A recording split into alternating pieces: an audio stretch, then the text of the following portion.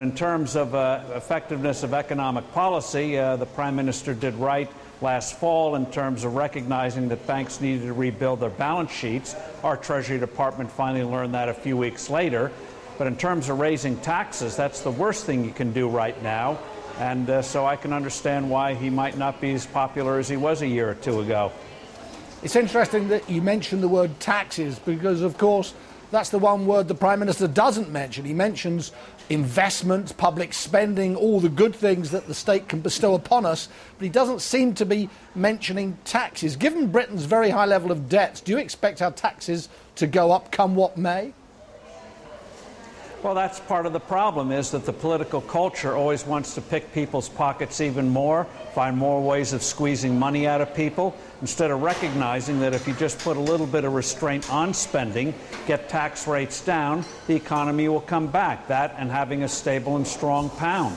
We have to learn that lesson in the U.S. Our debt is skyrocketing, our taxes they want to raise, and our Federal Reserve still hasn't yet learned that a strong and stable dollar would go a long ways to getting this economy back on the road to recovery. I was looking at the U.S. figures today. You're on course for an annual budget deficit of about $1.85 trillion, 13% of GDP. At some stage, something has to give, doesn't it? So will it be the dollar? Well, the dollar's going to be under immense pressure. That's why it's already weakening on the market. And that's why the Federal Reserve's going to have to make it very clear in the weeks ahead that it's not going to monetize that debt. And I think Ben Bernanke, the chairman of the Fed, has got to realize that if he wants to stay in that job, it expires early next year, he's going to have to appeal to the bond market, not the White House. If he comes out for a strong, stable dollar, he'll have to be reappointed, because the White House will then know if they don't reappoint him, they're going to have a real economic crisis on their hands. At what point, Steve, do you think that the Chinese, who have been the key lenders to the United States, will say, we've had enough of this. You're devaluing our investments. We're not going to play the game anymore. Well, they've already made that very clear. They made that clear to our Treasury Secretary Geithner as to who is the biggest creditor of the U.S. right now. But the Chinese are kind of in a tough position. There isn't yet an alternative to the dollar that can absorb the kind of amounts of money they are taking in. So they're just putting pressure as best they can on the U.S. to shore up the currency. We did this in the 1970s, and one of the biggest mistakes of the Bush administration was its weak dollar policy. They thought that would help our trade balance and help give us a housing crisis and a lot else.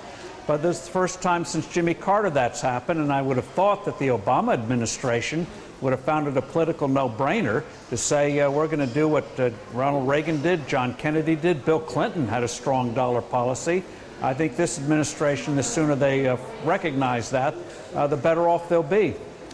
About 3 years ago in London, Steve, you gave a breakfast. I was there, and you said that the US car manufacturers would end up going to Washington for a bailout, and they'd get it. Now, at that time, I was in the audience. I didn't believe you, and I don't think many others did, but you were right. Has enough now been done to save those car companies?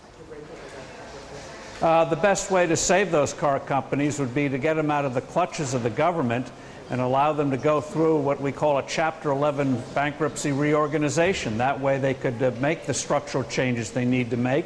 GM is a perfectly competitive car company when it's downsized, gets rid of some of these legacy costs, and then it can compete again. But in the hands of the government, they're just going to do what politicians want to do. 535 members of our Congress are already telling these car companies what dealerships they cannot close, what cars they can and cannot make.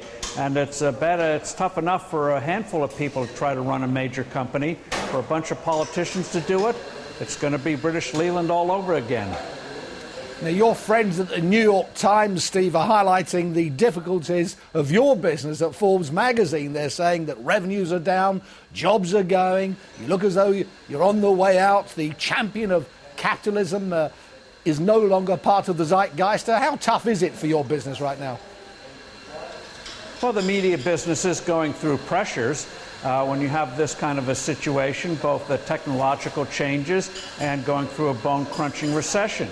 But we have some advantages. We have a mission. We do believe in entrepreneurial capitalism. We are a drama critic of business. We've been through tough times before, and we are also very aggressive on the web. We have our websites that have over 35 million unique visitors a month, our main one, and our affiliated websites and networks. So we're well positioned, and we're also making investments. The story did acknowledge that we are making investments for the future, and that's what you have to do.